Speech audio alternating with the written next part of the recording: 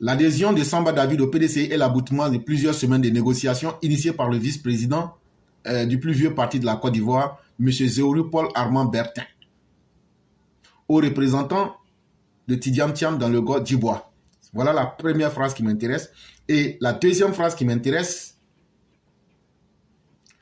moins de 72 heures après le retour spectaculaire de Gilbert Francis Kakou, maire RHDP de la commune de Iré, qui a fait son retour au RHDP. Voilà ce qui m'intéresse. Donc ici, dans ce journal-là, il y a deux personnes qui sont revenues au PDCI.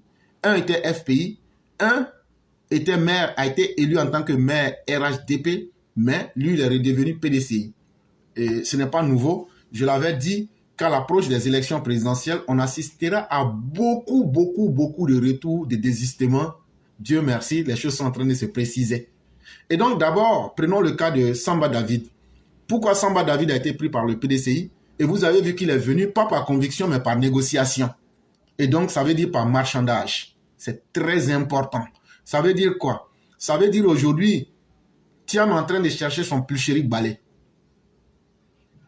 Et aujourd'hui, il pense que en prenant Samba David, il va pouvoir se donner les moyens de quelqu'un qui était déjà un peu connu dans le milieu, soi-disant, de ce que vous appelez la société civile ivoirienne, la société civile des corrompus. Et donc, pour le PDCI, c'est une manière d'avoir un représentant dans la société civile. Et donc, ils ont corrompu Samba David pour essayer de dire qu'il est officiellement, mais en réalité, Samba David est un militant PPACI, FPI endurci. Et tout ça, quand vous voyez bien, qui parle de négociations, parle de propositions. Et donc, de propositions ici, il est question d'argent. Et donc, attendez-vous à cela. Thiam, malgré que il n'est pas prêt à financer le PDCI, et il pensait que le RHDP, à travers les funérailles de BD, lui aurait versé de l'argent gratuitement, Thiam s'arrange aujourd'hui à payer les gens. Et voilà une preuve que nous venons de vous montrer aujourd'hui en face. L'aboutissement de plusieurs semaines de négociations initiées, ça veut dire par le vice-président du plus vieux parti, Zéhouri Paul, ça veut dire aujourd'hui le PDCI est dans une dynamique de payer des gens pour atteindre ses objectifs. Et donc hier, Mère Sali en parlait ici. Chers jeunes gens, vous aurez vu quand vous allez sur TikTok des enfants qui ne savent même pas lire et qui ne savent pas écrire, mais qui veulent vous démontrer que les anges ont des sexes, qui veulent vous démontrer que Thiam, c'est le produit le meilleur auquel il faut adhérer. Et quand on leur pose des questions ou qu'on les invite au débat, ils ne peuvent pas venir. Et tout ça là, c'est le fruit de l'argent et qui est distribué à ces personnes-là pour les tromper. Et malheureusement, comme nous le disions hier, si de tels politiciens viennent à vous et vous donnent de l'argent, prenez, bouffez, mais restez avec votre conviction. Comme de la même manière que Samba David, ils l'ont approché, ils ont négocié, il a eu pour lui, il va bouffer, et puis après il va aller au FPI. Malheureusement, ils ont de l'argent facile, bouffer, et après vous passez à autre chose.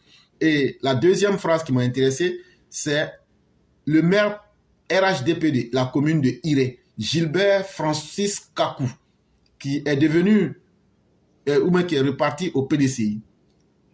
Dieu merci, c'est une bénédiction pour nous, en ce sens que je l'ai toujours dit sans état d'âme, et à l'époque, les gens m'ont trouvé dur. J'ai dit que les transfuges, j'avais écrit ça dans plusieurs textes, sont là, et il faudrait que le RHDP s'en méfie. Ce n'est qu'une question de temps. Tout le monde avait déjà été averti il y a longtemps, et ce qui est le plus important ici, il y aura beaucoup de désistements. C'est une très bonne chose, parce que la majorité de ces personnes sont des serpents. Plus elles sont avec le RHDP, plus elles donnent des informations à l'opposition. C'est ce qui fait que nous, sans hésiter, nous disons que les transfuges, nous nous en méfions comme des serpents dans nos poches. Et voilà une belle leçon que le RHDP doit retenir. Et c'est pourquoi il ne faut pas donner plus de place à ces saisonniers politiques, plus qu'à nos véritables militants qui ont lutté, à nos cadres et aux personnes qui sont au four et au charbon pour le RHDP. Il ne faut pas, et je l'ai toujours dit, faire plus de place aux arrivistes, aux nouveaux venus, qu'à ceux qui sont déjà dans la maison RHDP. Et voilà un exemple qui vient vous prouver que ce que nous disions depuis des années est une vérité. Aujourd'hui, le monsieur repart avec toutes les informations qu'il a tirées. Il repart aujourd'hui avec tout ce qu'il a en termes de connaissances sur le parti et ils ne vont pas s'amuser, ils vont les utiliser contre le RHDP. Bonjour à tous les EPV, bonjour à tous ceux qui nous suivent, bonjour à tous ceux que Dieu permet de venir tout le temps venir donner de leur voix et de continuer à nous suivre. Que Dieu nous donne beaucoup de grâce, beaucoup de santé et qu'il continue de nous bénir. L'éclaireur, tu as parlé de deux choses qui m'ont beaucoup attiré ici. Le maire RHDP qui est parti, où ça c'est au PDCI, non? Ou bien? Oui, oui. Ok, ça veut déjà dire, l'éclaireur, c'est ce qu'on dit toujours ici, que les combattants de premières heures, on ne doit pas les négliger. On a toujours dit ça. Vous saviez, cette histoire de politique-là, il y a des gens qui sont là, qui ne pensent qu'à leur poche. Et c'est ça qui est plus beaucoup que ceux qui sont de conviction.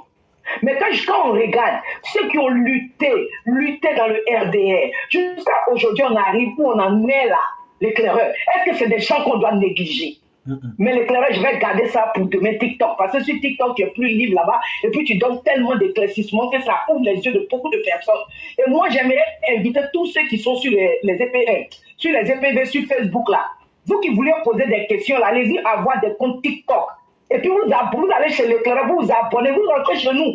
Abonnez-vous à tout le monde et les abonnés. Et puis, venez sur TikTok pour lui poser les questions. Il est très clair. Et puis, quand il répond là, beaucoup de personnes, c'est clair là-bas. Donc, venez, allez-y sur TikTok, pardonnez, ouvrez des comptes TikTok, retrouvons-nous les dimanches sur TikTok, et puis le claireur est fair play là-bas. Il répond bien aux questions. Quand tu lui poses une question, il répond tellement bien que ça éclaire ceux qui sont de passage. Donc, franchement, c'est important. Maintenant, l'éclaireur, c'est quoi on dit, que le parti pense aux militants de premières heures. N'oubliez pas ces gens-là, c'est ceux-là qui font le parti. Maintenant, les autres là, quand ils vont voir que le parti bouge là, ils vont rentrer le sang qu'on les appelle. C'est comme ça. C'est vraiment les histoires d'association. Moi, je n'ai jamais vu d'association. Je suis désolé, je n'ai jamais aimé association. Je me rappelle aux États-Unis, il y a des gens qui m'ont dit association pour faire tel business. J'ai dit, moi, je ne m'associe pas avec quelqu'un. Ce que je ne peux pas faire seul là, je ne fais pas parce que ça n'envoie jamais, ça n'envoie nulle part. Demain, on va dire, c'est moi qui ai fait ça. Demain, on va dire, c'est moi qui ai comme. Vous voyez, ça finit pas. Regardez même le fait même que papa a donné sur le pouvoir. Qu'est-ce que le PLC nous dit tout le temps? C'est grâce à eux, nous sommes arrivés au pouvoir. C'est ça qui se passe tout le temps. Donc, vous les cadres du RHDP, pardonnez, pensez à vos militants. C'est ça qui est pour vous. La cour là, tu n'as pas besoin de faire la cour à une femme. Quand tu es un bon homme là, c'est la femme même qui te demande mariage. Voilà. Donc on n'a pas besoin de faire la cour. Pensons à ceux qui sont déjà là, ceux qui ont été déjà là, pensez à ceux-là.